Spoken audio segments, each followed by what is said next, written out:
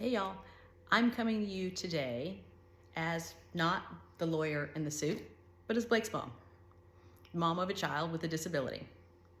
And I wanted to start this series off as just a mom because when we talk about parents, it will evoke some kind of an emotion for our educators. Either a happy, I love all of my parents, or a, gosh, that mom or that dad, or this is just a difficult situation, or this is a sad situation.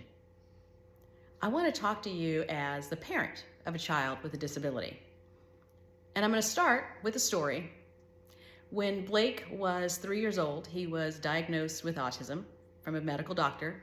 They sent me to the local school district. The local school district went through their evaluation process. They sat down. They were using all these big words that I really didn't understand at the time because at that point, I was a mom. I was not a lawyer.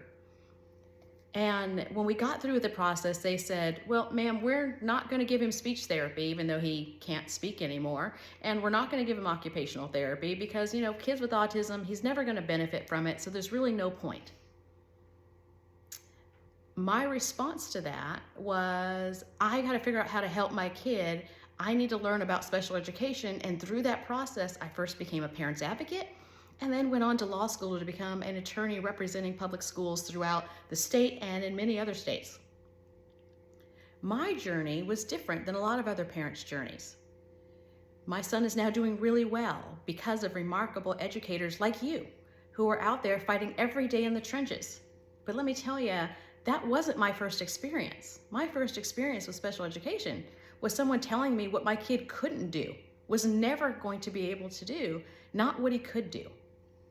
I want you to understand when you are talking about parents, when you're sitting in these 504 meetings or these IEP meetings, that you are considering the experience that this parent has.